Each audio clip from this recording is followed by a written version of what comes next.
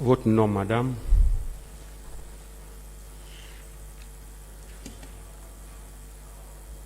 Monsieur le Président, je m'appelle Fatoumata Bari. Vous avez quel âge? Je suis née en 1980 Où vous êtes né?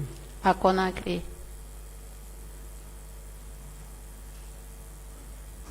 Quelle est votre profession?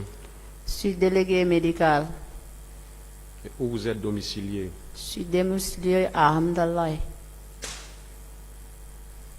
Alors veuillez dire au tribunal ce qui s'est passé, madame.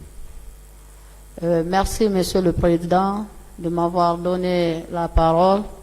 Et avant de commencer, je vais remercier de tous ceux qui m'ont soutenu jusqu'à arriver au tribunal. Monsieur le Président, je suis là devant vous pour me témoigner.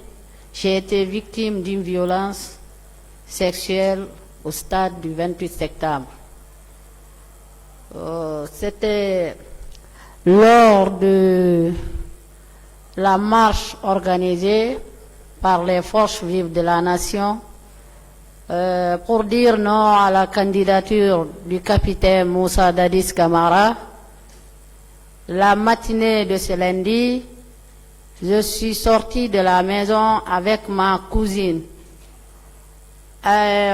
pour nous rendre au stade où la manifestation était prévue. Monsieur le Président, arrivé aux environs du stade, nous avons trouvé Monsieur Thieboro en compagnie de ses gardes qui disait aux jeunes de reporter la marche. Un homme est sorti de la foule pour dire non à Monsieur Thieboro.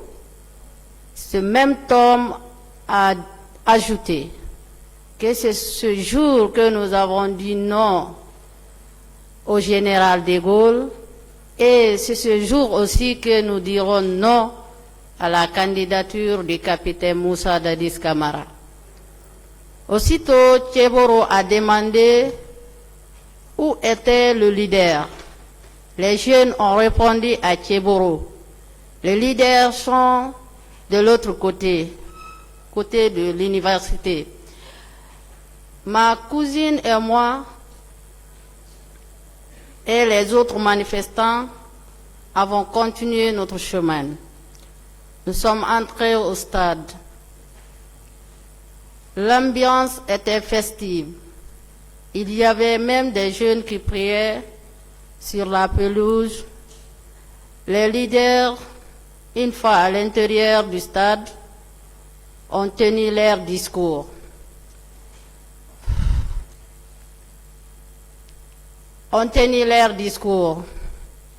Quelques minutes après, j'ai aperçu M.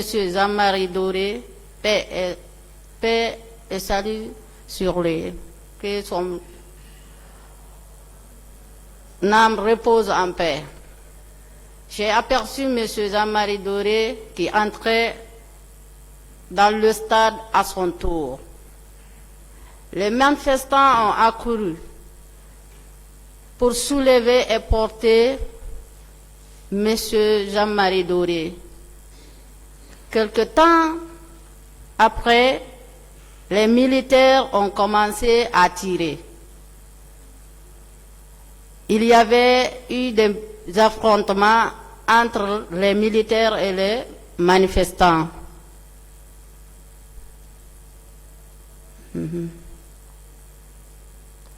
Il y a eu des affrontements entre les militaires et les manifestants.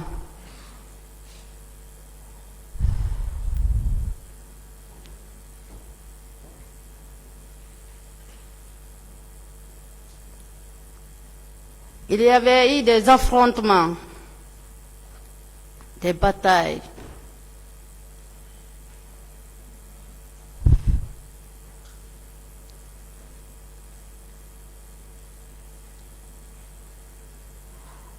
Ensuite, Monsieur le Président, les militaires ont fermé les petites portes du stade et laisser les deux grandes portes ouvertes avant de foncer sur la foule qui se trouvait à l'intérieur du stade. Le carnage a commencé. Monsieur le Président, c'est là où le carnage a commencé. Oui, ce jour-là, on a vu toutes sortes de choses. Oh, Monsieur le Président, que Dieu nous protège, que Dieu sauve le pays. On n'est pas là pour jouer ou bien pour... Peut-être il y a eu beaucoup de choses qui se sont passées.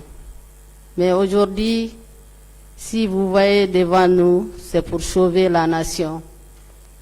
Le carnage qui a commencé, il y a eu tellement de choses que nous, jusqu'à là où je suis assis, quand je me couche la nuit, c'est ça que je vois en première position. Ça fait 13 ans. Ça fait 13 ans que Dieu protège et que Dieu, ceux qui sont morts, que Dieu le pardonne et le fait rentrer dans le paradis. Le carnage qui a fait au stade, on n'attendait pas, Monsieur le Président. Il tenait des propos comme nous allons tous vous tuer, ce qui nous censé de nous protéger, nous dit que nous allons tous vous tuer. Oui, Monsieur le Président. Pendant 1 heure du temps, ils nous frappaient avec leur matraque. Pendant 1 heure du temps, ils tenaient leur matraque en main. C'est le matraque là qu'ils nous frappaient.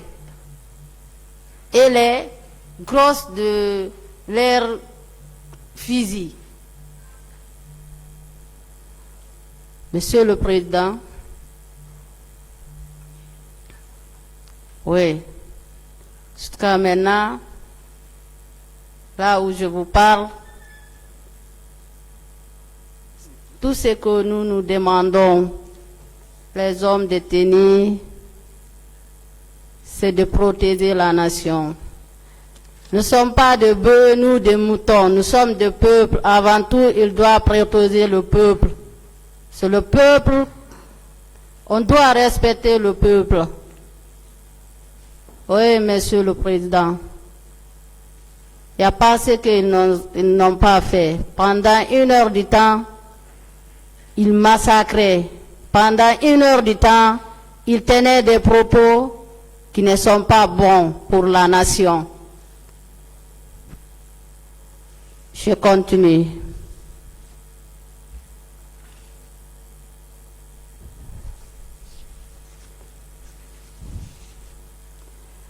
C'est le président.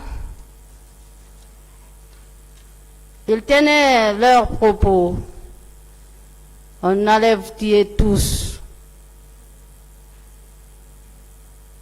On va vous tuer tous. Oui. Aujourd'hui, nous sommes à la barre. On peut pardonner, mais on ne peut pas oublier. Hein. Et nous remercions le bon Dieu de nous faire venir ici pour éclaircir les choses. C'est pour notre nation. Bien sûr. Nous, on ne peut pas oublier, hein, mais on peut pardonner. Et il continue jusqu'à présent à tuer. Oui, on voit. Il continue à massacrer jusqu'à présent. La justice est là. C'est pour juger le massacre aujourd'hui du 28 septembre. Nous prions le bon Dieu pour que ça s'arrête comme ça. Ce qui a été fait, c'est trop, Monsieur le Président.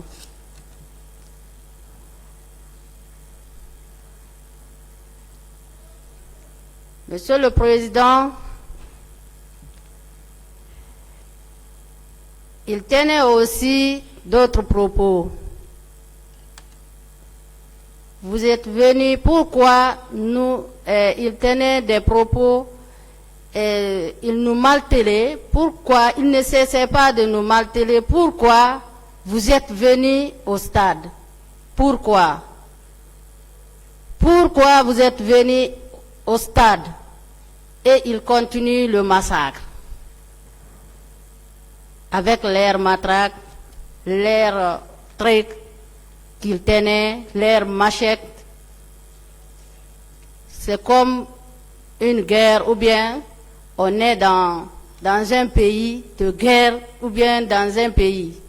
Pour aller dire simplement non à la candidature de Dadis, ça a amené des problèmes. Si on savait que ça allait se faire, c'est pour aller faire de telles choses, personne de nous n'allait quitter chez nous. On allait rester chez nous et comme le fait est fait, aujourd'hui c'est pour cela que nous sommes devant cette barre. Monsieur le Président,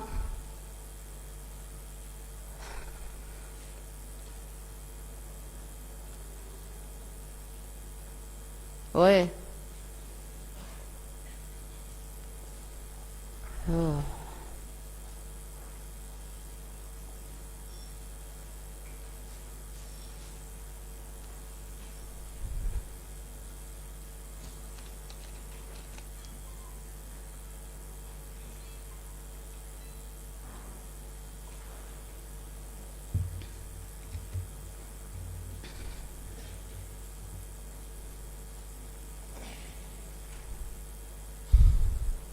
Le propos qu'il tenait, ça n'arrangeait pas le peuple. Le propos qu'il tenait, ce n'était pas bon. Division ethnique au sein de l'armée, nous voulons que ça s'arrête. On ne veut plus ça. On ne veut plus que le même histoire là, ça se répète en Guinée, Monsieur le Président. Donc, je vais continuer en semaine, je vais vous expliquer la scène. Oui, Monsieur le Président.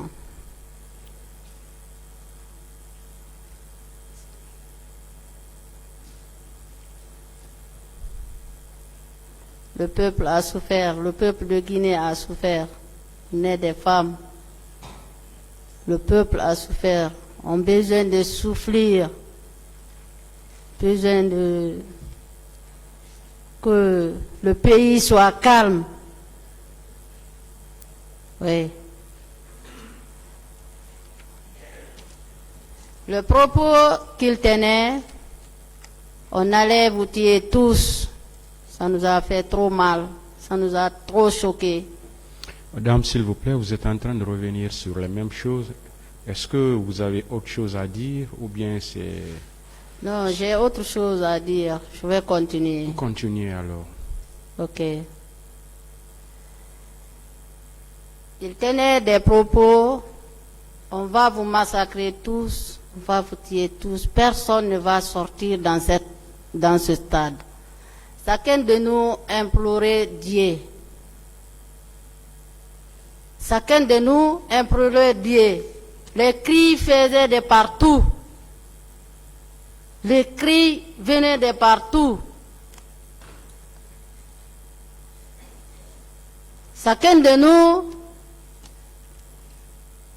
il y avait même une dame qui disait, si vous lisez Ayat al-Kursi, mettez ça pour moi. Soufflez ça avec moi. Nous, on a dit, c'est pas Ayat al-Kursi, que Dieu nous protège. Il frappait, il continuait à frapper. Après, Monsieur le Président, j'ai continué En ce moment, c'est en ce moment que je poussais ma cousine.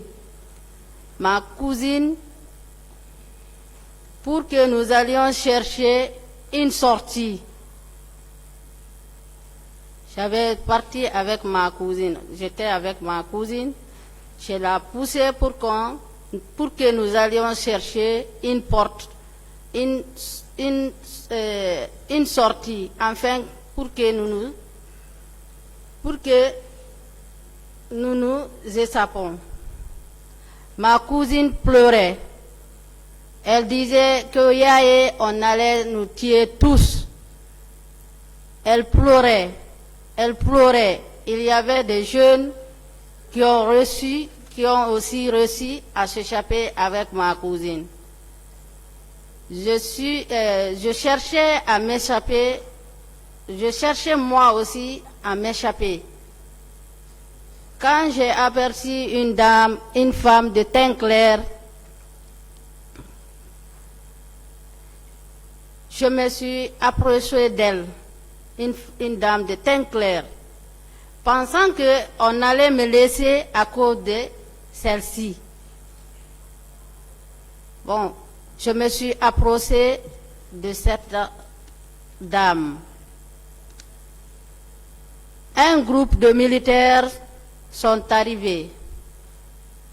Ils ont commencé à demander à la femme, pourquoi tu es venue au stade? Pourquoi tu es venue au stade? Ne l'a même pas laissé la dame répondre.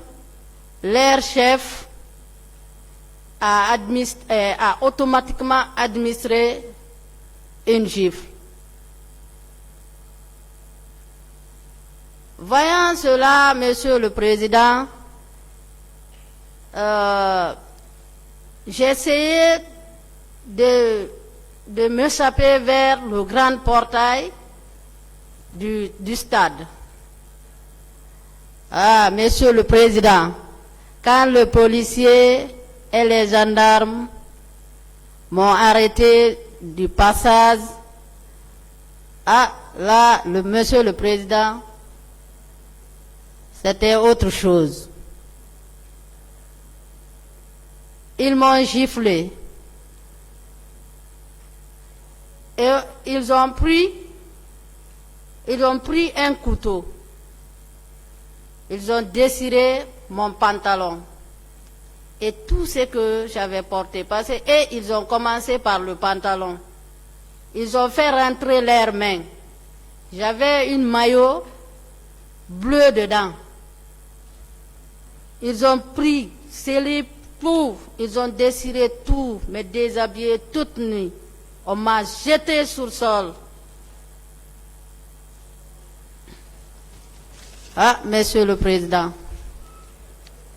m'ont jeté au sol et continué à me frapper à l'aide des bois. À l'aide des bois jusqu'à ce que je cessais de pleurer. Ils m'ont laissé un temps et revenir.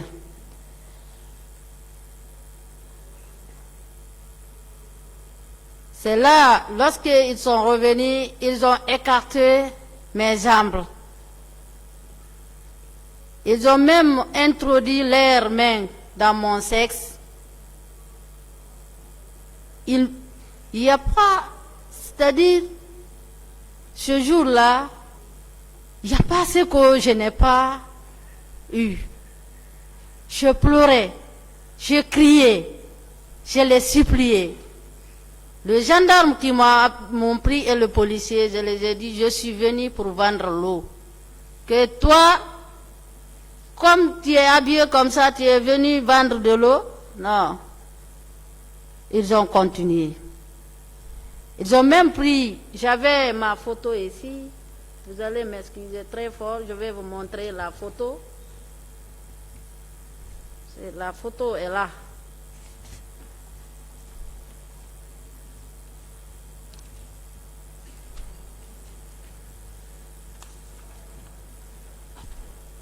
C'est cette photo qui est sortie sur France 24, sur TV5 Monde partout, par les ONG, partout. C'est cette photo qui est sortie. Vous avez vu le policier ici. Il tenait certains trucs là, ça. Vous avez vu. Le truc qu'il tenait là, c'est ça qu'il introduisait aussi, même dans mon secte. Utiliser ça. Utiliser. Il utilisait, il disait que, arrête-toi, pourquoi tu es venu ici? Je ne pouvais plus rien faire. Je suis une femme, je peux être leur sœur, je peux être leur maman, je peux être tout. On est des femmes. Nous, on pensait que nos droits sont respectés dans ce pays. Mais les deux et leur groupe, il n'y a pas ce qu'ils ne doivent pas faire là-bas. Oui, Monsieur le Président. Bon. Il tenait des propos. Ah, tu es une belle femme. On va te baiser. On va te faire ça. On va te faire ceci. Introduire leurs mains, prendre des salles jusqu'à arriver et prendre leurs trucs et pisser sur moi. Pisser leur sexe. C'est ça qu'ils prenaient maintenant pour pisser sur nous, sur moi. Je n'ai pas inventé, c'est la réalité. Les faits ont fait, ce qu'ils ont fait, je les laisse avec Dieu. Mais je vais dire devant le tribunal. Et Dieu va le maudire durant toute leur vie. On n'était pas partis pour ça au stade. On est des citoyens qui sont partis réclamer nos droits. Dire non à la candidature de Dadis, ce n'est pas un crime, quand même. C'est un droit. Ils ont tout fait, déchiré tout ce que je portais, déchiré tout ce que j'avais. J'ai été nue. C'est un autre militaire qui est venu de justesse. De justesse. Il a dit, arrêtez comme ça. Et arrêtez comme ça. Mes agresseurs même disaient que non, on a reçu un ordre et on devait l'exécuter. On devait l'exécuter l'ordre. C'est un ordre qu'on nous a donné. Il y a eu même des disputes entre eux là-bas. Il y a eu des disputes lourdes. Il y a eu des problèmes entre eux. C'est lui qui a tenu encore ma main. Il m'a remis mon pantalon et le chemise qu'on a déchiré. J'avais ça sur ma main comme ça, toute nue. C'est comme ça que il m'a fait pousser vers la sortie. Il m'a accompagné. Un d'entre eux encore est venu me surprendre derrière. Il a pris le matraque pour me taper sur la tête. C'est pour cela, jusqu'à maintenant, ici, quand de fois c'est très chaud, je préfère enlever le chevet pour que ça me fait pas mal. Parce que tout le temps, ça me fait mal. Et parce que là, je saignais lorsque je sortais au stade. Et arrivé encore dehors, j'ai trouvé un monsieur qui écrivait le nom des personnes qui sortaient au stade. Après, il criait, le militaire, venez, venez. On prenait encore, il y avait une dame à côté juste du stade. Tout ce que je vous dis, vous pouvez aller voir cette dame. C'est elle qui nous a donné, qui m'a prêté un pagne, qui m'a prêté ce que je portais. Il nous a donné le petit soin pour que nous puissions rester. Parce que je n'étais pas seule encore dans la concession là-bas. Il y avait beaucoup de victimes, des femmes, et nous tous, on était dedans. La dame nous disait, les militaires ont venu pour rentrer encore dedans pour qu'ils nous fassent sortir. La dame a dit, il n'y a personne ici. Ils sont tous partis. Non, non, non, on ne peut pas. Ils ont même discuté encore. La dame a dit, qu'est-ce que vous voulez maintenant? Il n'y a personne ici. Ils voulaient encore nous prendre dedans. Parce qu'on a pris d'autres femmes, on les a dit de les envoyer à l'hôpital. Moi, je dis, je ne pars pas à l'hôpital parce que là, c'est autre chose. Ce qu'on a vu au stade là-bas, je ne peux pas aller sortir ici, aller nulle part. Je vais attendre. C'est une autre dame qui habitait à côté de chez nous. Sa maman habitait à Dixine. C'est elle, vers 20h, qui m'a accompagnée chez moi. Je suis rentrée. Parce que mes parents pensaient que c'était fini. Je les ai appelés pour dire, ah, je me suis cachée quelque part. Il y avait un même policier qui est à côté de chez nous. Ils ont allé supplier le policier là d'aller regarder au stade, est-ce que si je ne suis pas mort? Je n'étais pas mort, j'étais cachée quelque part. Je suis rentrée. Là, Monsieur le Président, après,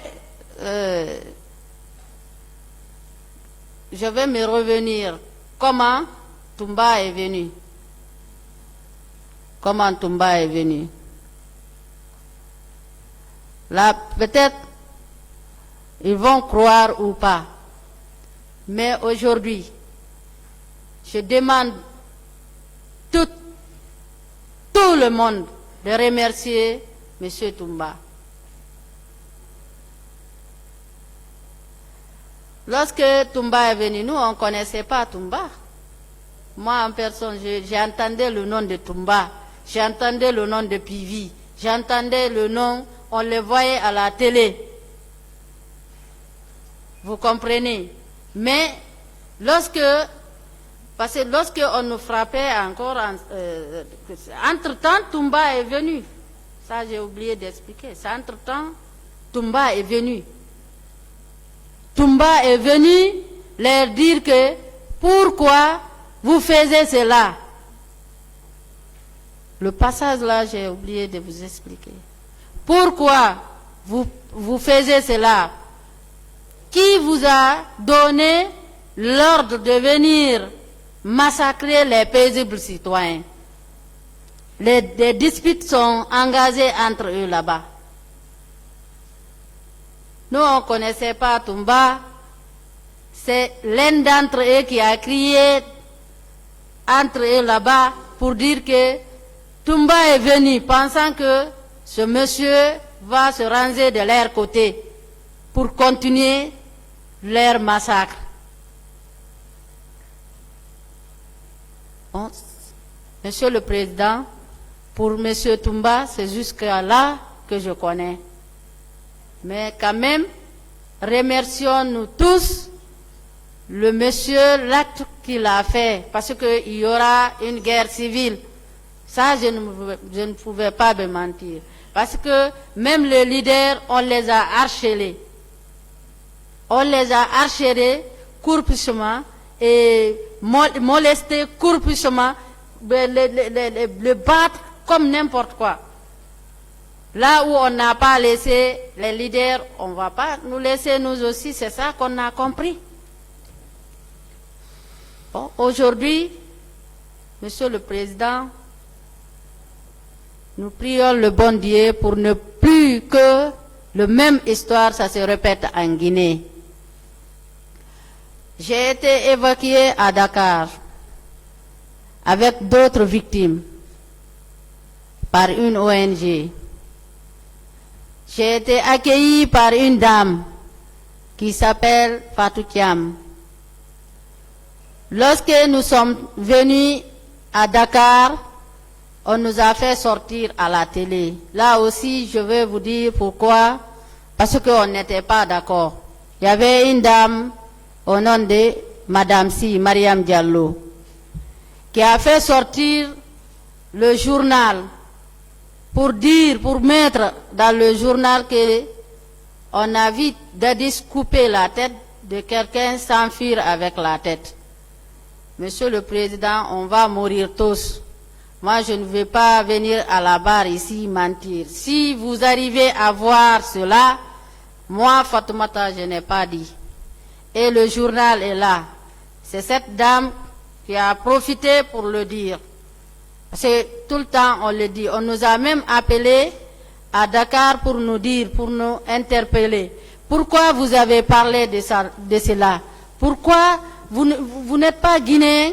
C'est pour cela nous, on a eu peur de venir. En ce moment, on nous a envoyés à Thiès. À Thiès, on nous a donné le soin qu'il faut. Mais il y a eu de disputes entre les deux organisations. Parce que la femme et l'argent, c'est des problèmes. Il y a eu de fonds, ils ont allé profiter pour nous faire revenir à Dakar. Bon, maintenant, on nous a laissé abandonner et là-bas, la vie de Dakar n'a pas été facile pour moi. J'ai beaucoup souffert. C'est avec les ONG sénégalais que je partais pour demander quand même pour mes soins médicaux de fois, et j'ai perdu mes études. Au lieu quand même, les droits de l'homme qui étaient là pour nous, quand même, ils devraient nous demander notre avis, qu'est-ce que vous voulez. Mais finalement, ils nous ont abandonnés à nous-mêmes et nous laisser comme ça. Et profiter de nos sorts. C'est comme ça que je vivais à Dakar. J'ai même dormi dehors et je n'ai pas baissé les bras. Il y avait même des journalistes comme M. Mandian et M. Sadio Bari de l'Allemagne et tous. Il y a même nous qui venaient, ils venaient tout le temps à Dakar. Mais toujours j'ai demandé justice. Tout le temps c'est la justice que pourquoi toi tu ne veux pas rentrer? J'ai dit, je demande justice. C'est pour là, la justice là, si c'est équitable dans notre pays, on est en sécurité. Mais moi, ce que jusqu'à maintenant, ce que je vis, ce que j'ai vécu au stade, là, tant que la justice n'a pas prononcé sur là-dessus, je ne peux pas retourner au pays. C'est pour cela que moi, je suis restée là-bas et j'avais même eu certains trucs là-bas et même beaucoup de choses, beaucoup de choses, même tout dernièrement là, je dormais dehors. Bon, le juge d'instruction, là aussi je vais vous parler un peu, le juge d'instruction, lorsqu'il a passé à Dakar, il est venu me contacter. Il m'a appelé, j'étais accompagnée avec la dame Fatou Thiam. Le juge m'a demandé, Fatoumata, il faut m'expliquer la vérité, que vous, les victimes qui sont venues à Dakar ici, vous étiez partis en Europe. Je dis non, monsieur le juge, depuis que moi je suis mis mon pied sur le sol sénégalais, je n'ai jamais été en Europe. Je suis à Dakar ici. Bon, je suis venu, on m'a envoyé. Le ministre à l'époque lui a envoyé le juge d'instruction. Le juge d'instruction a commencé le travail. Bon, il a été empêché de ne pas examiner le document, de laisser tomber. Après, le juge m'a contacté encore pour me dire, ah, Fatoumata, c'est très compliqué. J'ai dit, ah, monsieur, ils vont jamais accepter pour que vous examiniez ce document ici. Parce que les ONG, ceux qui sont censés de nous protéger, ils savent ce qu'ils font, ce qu'ils ont fait sur nos dossiers. J'ai dit, ils ne vont pas accepter. Est-ce que tu as confiance en moi? J'ai dit, oui, j'ai confiance à vous, monsieur le juge. J'ai répondu par affirmatif. Après, le juge a dit de photocopier tous mes documents. J'ai photocopié tous les documents. J'ai donné le juge d'instruction. Mais moi, à ma forte déception, c'est le gendarmerie de recherche de Dakar qui m'a appelé. Là aussi, c'était un vendredi. Ils m'ont appelé pour me demander. Bon, Fatoumata, on t'a appelé à propos de M. Toumba. J'ai dit, ah, M. Toumba, vous l'avez arrêté ou qu'est-ce qui se passe? Que non, on veut savoir. J'ai dit, non, je ne peux pas parler ici sans que je voie les avocats. Parce qu'il faut que vous me montrez les avocats. Après, la gendarmerie de recherche m'a dit, le gendarmerie même m'a dit là-bas que nous sommes en contact avec le juge d'instruction. Je dis, ah, vous êtes en contact avec le juge d'instruction? Que oui. Je dis, d'accord. Après, ils m'ont posé certaines questions concernant M. Toumba. J'ai dit, ah, moi, c'est que je veux mourir. Je ne peux accuser personne. Mais le fait que j'ai vu au stade, c'est ça que je vous raconte. Qu'est-ce que tu as vu Toumba faire au stade? Tu peux nous expliquer un peu? J'ai dit, ah, lorsque on nous massacrait, on nous frappait là-bas, c'est M. Toumba qui est venu en dernière position. Ceux qui sont venus en première position, et ils ont tout fait. Ils violaient, ils frappaient. Après, le monsieur m'a dit, ah, donc Toumba est sauveur. J'ai dit, ah, ça c'est pas moi qui va lui dire ici. Mais moi, ce que j'ai vu, franchement, on doit le saluer pour ça. Parce que s'il n'allait pas rentrer à temps, nous tous, nous allons rester là-bas. Il y avait même eu des fusils, coups de fusil qui ont tombé. Il y avait des gardes, il y avait des sécurités des opposants là qui voulaient prendre ça. Après, il y avait un opposant, M. Baouri, qui a dit, mets ça par terre. Il ne faut pas que tu tires. Sinon, ils vont dire que nous avons pris des couteaux, des armes pour venir nous aussi. Et lorsque nous sortons et vous sortez à la maison, personne n'avait des armes ni rien. Bon, maintenant, c'est comme ça que je vis. Moi, c'est comme ça que je vis. Toumba est venu là-bas. Je n'ai pas vu Toumba tuer ni violer. C'est sûr, ils m'ont appelé encore pour me poser est-ce que tu vas porter plainte? J'ai dit oui, je vais porter plainte. Que tu as entendu le nom de qui? J'ai dit entre eux même là-bas, il y avait M. Marcel. Parce que Marcel même courait sur la foule là-bas pour frapper. Il avait des fusils. C'est avec le coup de fusil là qu'il frappait avec ses collègues. Bon, maintenant, il frappait les gens, il faisait tout.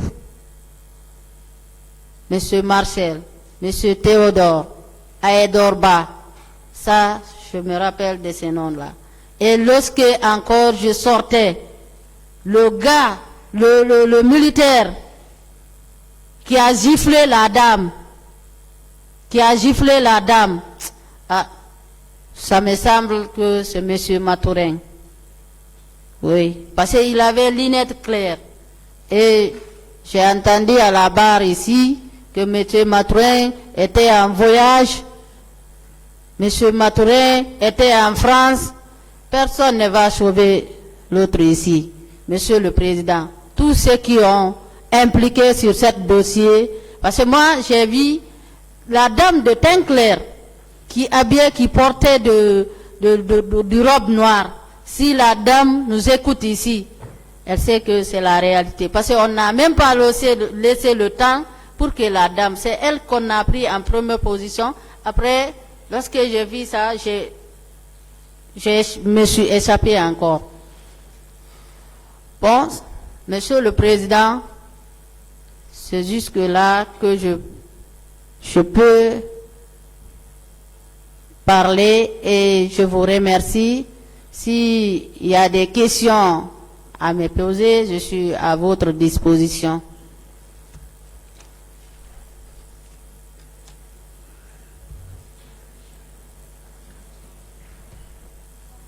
Vous êtes venu au stade à quelle heure ce jour, madame? Hein? Vous êtes venu au stade à quelle heure? Je suis sortie, parce que le matin d'abord, il y avait eu de la pluie, ça pleuvait un peu. On est attendu vers 6 heures, 7 heures. 7 heures qu'on a quitté à la maison avec ma cousine et on est sorti pour venir sur la route. On a vu la foule, après nous avons marché avec eux.